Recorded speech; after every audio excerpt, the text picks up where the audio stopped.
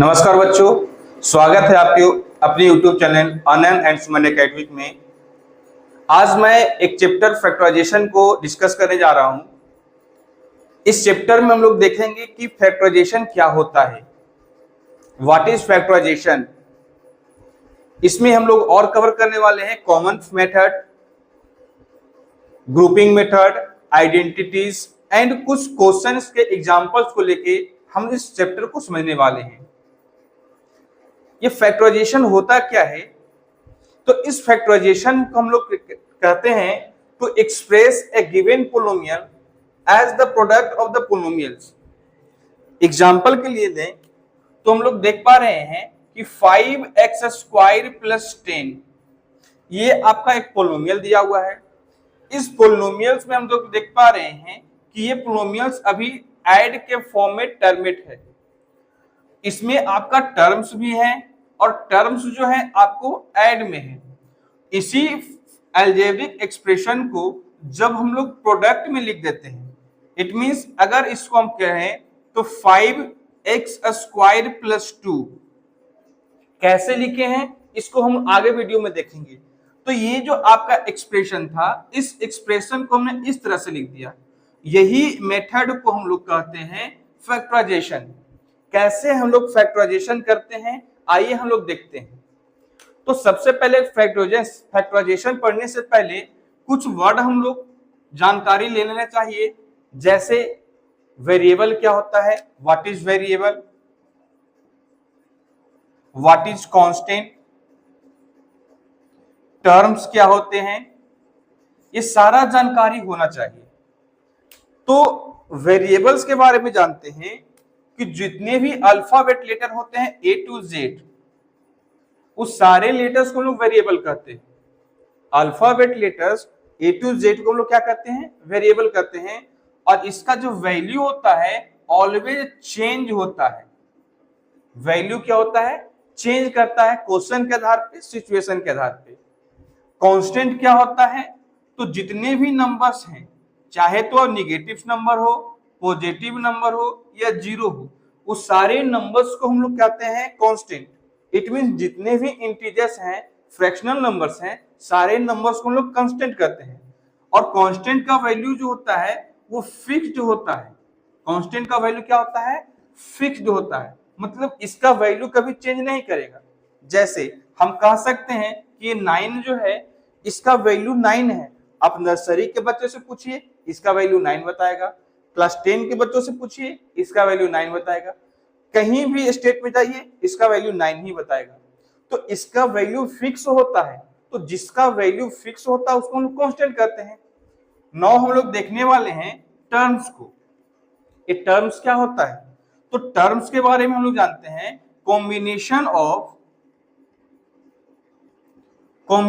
Of variable and constant with multiply और divide. Combination of variable and constant with multiply और divide, it is called terms. अगर हम कहें कि variable और कांस्टेंट को जब हम लोग कंबाइन कर देते हैं मल्टीप्लाई या डिवाइड सिंबल के साथ, तो वो आपका क्या कहलाता है, टर्म्स कहलाता है। जैसे 5 into x, ये आपका क्या बन जाएगा, 5x। ये 5x आपका क्या है, टर्म्स है। उसी प्रकार से अगर एक और एग्जांपल ले, y डिवाइडेड बाई 2, तो y डिवाइडेड बाई 2 ये भी आपका क्या है, टर्म है। क्लियर। नौ टर्म्स क्या होते हैं, तो जब हम लोग टर्म को, किसी दो टर्म को एक साथ प्लस या माइनस के साथ कंबाइन कर देते हैं तो वो आपका टर्म्स बन जाता है। क्या बन जाता है, टर्म्स बन जाता है। जैसे इसमें ये एक टर्म्स है, ये दूसरा टर्म्स है, ये दोनों टर्म्स आपका प्लस सिंबल के साथ कंबाइंड है, तो ये आपका क्या कहलाएगा, टर्म्स कहलाएगा। ओके।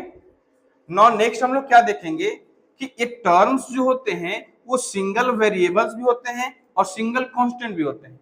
तो कैसे हम लोग समझेंगे कि ये सिंगल वेरिएबल भी टर्म्स है और ये सिंगल कांस्टेंट भी टर्म्स है। नाउ हम लोग देखेंगे, जैसे हम लोग कह सकते हैं कि जो 1x है वो 1 into x के रूप में लिखा हुआ है। इट मीन्स हम लोग कह सकते हैं कि ये जो 1 है वो आपका हिडन है। Then x also a variable and it is called terms। तो x आपका टर्म्स है सिंगल, क्योंकि इसके साथ कांस्टेंट 1 जो है हिडन है। नाउ अब हम कैसे कह सकते हैं कि 5 जो है वो आपका टर्म्स है, क्योंकि इसके साथ तो आपको वेरिएबल टर्म्स दिखाई नहीं दे रहा है। तो हम लोग कह सकते हैं 5 into 1, 5 को हम लोग 5 into 1 कर सकते हैं। देन इसी प्रकार से इसको हम कह सकते हैं 5 into x to the power 0, x 1 के जगह पे x to the power 0 कर सकते हैं। जैसा कि हम लोग एक्सपोनेंट एंड पावर में पढ़ते हैं कि किसी भी नंबर पे पावर 0 हो उसका वैल्यू 1 होता है। तो यहां से भी हम लोग को क्या कंसेप्ट में आया कि 5 के साथ x to the power 0 जो है वो हिडन है, छिपा हुआ है। तो 5 भी एक सिंगल टर्म्स है और x भी आपका क्या है, सिंगल टर्म है। क्लियर? आगे देखते हैं, नोट कीजिए इसको। अब हम लोग आगे देखने वाले हैं फैक्टराइजेशन में ये जो वर्ड थे वेरिएबल, कांस्टेंट, ये समझना बहुत ही जरूरी था। नाउ अब हम लोग देखेंगे मेन चैप्टर फैक्टराइजेशन, ये क्या होता है, कैसे काम करता है, इसमें कौन कौन से आइडेंटिटीज लगते हैं, कौन कौन से मेथड लगते हैं। जैसा कि चैप्टर का नाम है फैक्टराइजेशन, तो फैक्टराइजेशन मींस हम पहले ही बता चुके हैं to express a given polynomial as the product of polynomials. It means अगर कोई पोलिनोमियल्स दिया हुआ है, उस पोलिनोमियल्स को अगर हम लोग मल्टीप्लाई के रूप में लिख दे, प्रोडक्ट्स के रूप में लिख देते हैं, तो वो आपका क्या बन जाता है, फैक्टराइजेशन कहलाता है। इट मींस कोई भी एक्सप्रेशन दिया हो, जैसे आपको एक एग्जांपल के देख के समझाए थे कि 5x स्क्वायर प्लस 10, ये आपका एक एक्सप्रेशन है और ये जो अभी एक्सप्रेशन है वो मल्टीप्लाई के रूप में नहीं है। इट मींस अगर इसको हम फैक्टर्स तोड़ दें, इसका फैक्टर तोड़ दें, तो फैक्टर हम लोग क्या कर सकते हैं, x स्क्वायर प्लस 2। तो 5 भी इसका एक फैक्टर है और x स्क्वायर प्लस 2 भी इसका एक फैक्टर है। तो पोलिनोमियल्स को अगर फैक्टर्स के रूप में लिख दे तो वो आपका फैक्टराइजेशन कहलाता है। ओके, नाउ हम लोग देखेंगे ग्रुपिंग मेथड क्या होता है, कॉमन मेथड क्या होता है, आइडेंटिटीज क्या होता है। तो सबसे पहले हम लोग देखेंगे कॉमन मेथड।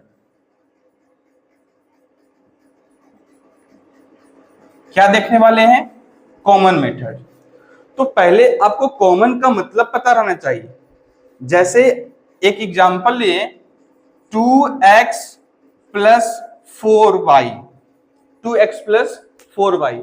तो इस 2x प्लस 4y में हमें क्या कॉमन दिखाई दे रहा है, तो कॉमन हम का मतलब ये होता है कि जो हमें दोनों टर्म्स या मोर देन 2 टर्म्स हो, अगर 2 टर्म्स है तो ठीक है, अगर उससे ज्यादा टर्म्स है तो उसमें से भी हम लोग कॉमन निकाल सकते हैं।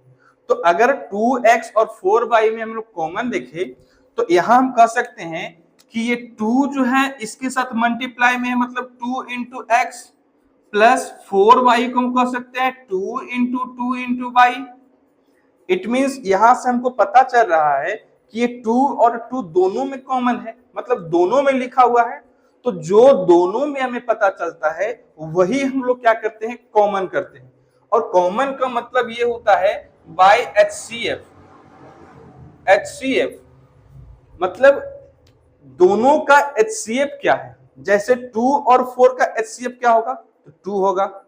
तो जो HCF होता है उसी को हम लोग कॉमन करते हैं, उसी को हम लोग क्या करते हैं, कॉमन करते हैं। चलिए एक कुछ एग्जांपल्स के साथ हम लोग कॉमन मेथड को देखेंगे। जैसे एग्जांपल्स लिखे हुए हैं 9x स्क्वायर, एग्जांपल्स के साथ हम लोग समझेंगे 9x square plus 12xy, 12xy। हम मेरे पास क्वेश्चन क्या है, 9x स्क्वायर प्लस 12xy। अब इस क्वेश्चन में हमें क्या करना है, कॉमन मेथड से इसको फैक्टराइजेशन करना है। कॉमन मेथड से क्या करना है, फैक्टराइजेशन करना है। तो हम आपको क्या बताएं, कॉमन मेथड मींस HCF, और HCF का मतलब क्या होता है कि वो नंबर्स दोनों को डिवाइड इक्वली कर दे। इट मींस अगर हम देखें तो 9 और 12 ऐसा नंबर से कट जाए वो दोनों से कटता है। जैसे 3 का टेबल्स में 9 भी आता है और 3 का टेबल्स में 12 आता है। तो 3 का टेबल्स में 9 और 12 दोनों आता है, इट मींस 3 जो हुआ इसका HCF हुआ। तो सबसे पहले हम लोग नंबर्स में से 3 को कॉमन निकाल लिए। अब हम लोग वेरिएबल में हम लोग एक चीज याद रखेंगे कि अगर वेरिएबल्स को कॉमन निकालना हो तो लाइक वेरिएबल हो और पावर्स अलग हो। लाइक वेरिएबल हो, जैसे लाइक वेरिएबल x है और x है, लाइक वेरिएबल है लेकिन पावर डिफरेंट है। तो अगर इस तरह से हमको वेरिएबल्स मिले तो जिसका वेरिएबल्स कम होता है, जिसका वेरिएबल्स कम होता है उसको हम लोग कॉमन निकाल लेते हैं। जैसे एक्स स्क्वायर और एक्स में हम लोग क्या देख पा रहे हैं, इसका पावर 2 है और इसका पावर 1 है, कुछ नहीं लिखा हुआ तो 1 है। तो पावर 2 और पावर 1 में कम कौन है, पावर 1 कम है, तो हम लोग पावर 1 को कॉमन निकाल लेंगे। अब बाई के साथ देख पा रहे हैं कि इसमें बाई नहीं और इसमें बाई है, तो क्या कुछ कॉमन निकलेगा, कुछ है ही नहीं सेम चीज, तो कॉमन क्या निकलेगा। तो इसके बाद जो कॉमन निकला उसको ब्रैकेट के बाहर रखते हुए आगे सोल्व करेंगे। तो 9x स्क्वायर में से हम लोग 3x को कॉमन निकाल चुके हैं, तो 9x स्क्वायर में बचा क्या, तो बचा आपका 3x। क्या बचा, 3x। अगर नहीं पता चलेगा तो ये 3x से 9x स्क्वायर को डिवाइड दीजिएगा और डिवाइड देने के बाद जो बचेगा वही ब्रैकेट के अंदर बचेगा, लिखाएगा, इट मींस वही आपका रिमेनिंग है। नौ इधर हम लोग प्लस का सिंबल के साथ चलेंगे और 3 को 12 से डिवाइड देंगे तो 4 आएगा और x को x से कॉमन निकाल दिए तो कुछ नहीं बचा, तो क्या बच गया, 22। तो यहाँ पे ये देखिए आपका फैक्टर्स के रूप में लिखा गया। तो फैक्टराइजेशन में हम लोग कॉमन मेथड से एक एग्जांपल को देख लें। एक और एग्जांपल को लेकर के चलते हैं। जैसे एग्जांपल है 18x square by 18x square by minus 24x by Z, 24x by Z. अब हम लोग इसमें क्या देख पा रहे हैं कि ये 18 और 24 एक्स स्क्वायर एक्स बाई और बाई कुछ ना कुछ हमें कॉमन दिखाई दे रहा है। तो 18 और 24 नंबर्स में हम लोग पहले क्या कॉमन निकालेंगे, तो नंबर्स में हम देख पा रहे हैं कि 18 और 24 दोनों 6 के टेबल से डिवाइड हो रहा है। 6 3 जा 18 और 6 4 जा 24। तो दोनों में से हम लोग 6 को पहले क्या करेंगे, कॉमन निकालेंगे। इसके बाद आपको बताए कि अगर वेरिएबल सेम होगा तो हम लोग जिसका पावर कम होगा उसको बाहर कर लेंगे। तो x पे पावर 2 है और x पे पावर 1 है, तो क्या कॉमन निकलेगा, तो कॉमन निकलेगा x पे पावर 1। नेक्स्ट हम लोग y को देख पा रहे हैं, तो इसमें भी y है और इस टर्म में भी y है, इट मींस y को कॉमन निकालेंगे। अब बचा क्या है मेरे पास, तो 6 3 जा 18, x 1 जा x, बाई तो कॉमन निकल गया तो कुछ नहीं बचा, माइनस 6 4 जा 24, x कॉमन आ गया, बाई भी कॉमन आ गया, इस टर्म में सिर्फ और सिर्फ z बचा। ये आपका फैक्टर्स के प्रोडक्ट में लिखा गया। इसका मतलब ये हुआ कि इस क्वेश्चन को हम लोग फैक्टराइजेशन कर लिए। इतनी बात आपको समझ में आया होगा, तो इसको जल्दी से नोट करेंगे।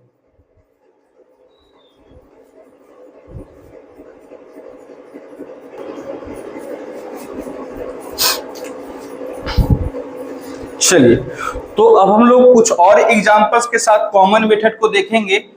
कुछ एग्जांपल्स ऐसे भी होते हैं जो बच्चों को समझ में नहीं आता है। जैसे एक और क्वेश्चन लेकर के हम देखते हैं। जैसे बुक का हेल्प से हम क्वेश्चन लिखे, तो क्या है question, 4 into A plus b minus 6 into A plus b to the whole square. अब इस क्वेश्चन को भी हम लोग कॉमन मेथड से ही बनाएंगे। तो कैसे, तो यहां पे हम लोग देख पा रहे हैं कि ये आपका एक टर्म हुआ और ये आपका दो टर्म हुआ और दोनों टर्म्स को ये माइनस जो है सेपरेट कर रहा है, मतलब ये आपका एक्सप्रेशन है, पोलिनोमियल्स है। अब दोनों में से हमें क्या कॉमन दिखाई दे रहा है, तो ब्रैकेट के अंदर वाले a प्लस बी तो हमको कॉमन दिखाई दे रहा है। उससे पहले नंबर्स को कॉमन निकालो। तो नंबर्स में हम लोग क्या कॉमन निकालेंगे, तो जो HCF होता है वो कॉमन निकलता है। तो 4 और 6 का HCF क्या होगा, 2 होगा। तो 4 और 6 का HCF 2 हुआ और दोनों में हमें कॉमन क्या दिखाई दिया, तो आपको बताए थे कि जो वेरिएबल था उसका जो कम पावर रहेगा उसको कॉमन निकालेंगे। तो a प्लस बी पे पावर 1 है और a प्लस बी पे पावर 2 है, तो कॉमन क्या निकलेगा? a plus B. 9 कॉमन निकालने के बाद जो बच जाता है उसको हम लोग लिखते हैं। तो जैसे हम लोग देख पा रहे हैं कि 4a प्लस बी में हम लोग 2a प्लस बी तो कॉमन निकाल लिए, तो बचा मेरे पास क्या? तो 2 सिर्फ बचा, क्योंकि इसको डिवाइड देंगे तो 2 ही बचेगा। माइनस 9, इसको हम क्या देख पा रहे हैं कि 3a प्लस बी आपके पास बच गया। अब जब इसको सोल्व करेंगे तो हम लोग कह सकते हैं 2 इंटू ए plus B into 2 minus 3a minus 3b। क्या हम किए? इसको हम लोग मल्टीप्लाई कर दिए, तो ये आपका फैक्टराइजेशन हो चुका है। क्लियर? नोट कीजिए। कुछ और एग्जांपल्स के साथ हम लोग देखेंगे। जैसे एक और एग्जांपल लेते हैं। क्लियर है? एक और एग्जांपल लेकर देखें, तो एग्जांपल हम लोग देखते हैं, कुछ डिफरेंट एग्जांपल लेते हैं। हाँ, x into A minus 5 plus Y into 5 minus A. ये क्वेश्चन बहुत ही इंपॉर्टेंट है। कैसे इसको कॉमन निकालेंगे आइए देखते हैं। जैसा कि हम लोग देख पा रहे हैं कि ब्रैकेट के बाहर जो x है और इस ब्रैकेट के बाहर y है, तो दोनों से कुछ कॉमन निकलेगा नहीं। तो कॉमन जब नहीं निकलेगा तो x और y एज इट इज रह जाएगा। लेकिन ब्रैकेट के अंदर हम क्या देख पा रहे हैं कि a माइनस 5 है और 5 माइनस a है। इससे हमें क्या पता चला कि ब्रैकेट के अंदर नंबर्स तो सेम लिखे हुए हैं, डिजिट तो सेम लिखे हुए हैं, बट उसका सिंबल अलग है। तो अगर इसका सिंबल ब्रैकेट के अंदर सेम हो जाए तो उसको हम आसानी से कॉमन निकाल सकते हैं। तो उसके लिए हमें दिमाग लगाना पड़ेगा। क्या लगेगा? x को हम a माइनस 5 एच कर दिए। अब यहां से अगर माइनस को कॉमन निकाल ले तो ये माइनस कॉमन निकालेंगे तो a जो है प्लस में हो जाएगा, और 5 से भी माइनस कॉमन निकाले तो 5 माइनस में होगा। इट मींस अगर हम माइनस को कॉमन निकालते हैं और y के साथ a माइनस 5 लिखते तो कोई परेशानी नहीं होनी चाहिए। कैसे लिखे हैं? तो देखो, यहां से माइनस को कॉमन किए तो प्लस था जो क्या बन गया? माइनस बन गया। अब 5 जो था वो माइनस में हो गया और a जो था वो प्लस में हो गया। अगर इसको हम गुना करें तो एज इट इज यही आ जाएगा। कैसे? बाई माइनस को a के साथ गुणा करेंगे तो माइनस a आएगा, माइनस को 5 माइनस 5 के साथ गुना करेंगे तो प्लस 5 आएगा। यानी ये आपका बना हुआ सही है। अब हम क्या करेंगे? तो जो हमें दिखाई पड़ा कॉमन a माइनस 5, यहां भी a माइनस 5, तो बचेगा क्या आपके पास? x minus by. ये आपका आंसर हो गया, है ना? तो इसी तरह से हम लोग और भी क्वेश्चंस को देखेंगे जो आपके बुक में लिखे हुए हैं, उसको कोशिश करेंगे। और अगर क्वेश्चन आपसे नहीं बनेगा तो कमेंट में आप क्वेश्चन पूछ सकते हैं, या ये मेरा व्हाट्सएप नंबर है, इस पे भी आप मैसेज करके डायरेक्ट क्वेश्चन पूछ सकते हैं। 6287055150। ये मेरा पर्सनली व्हाट्सएप नंबर है। इस व्हाट्सएप नंबर पे आप व्हाट्सएप करके डायरेक्ट क्वेश्चन पूछ सकते हैं। अगर मैं फ्री रहूंगा तो क्वेश्चन जरूर बताकर भेजूंगा आपको।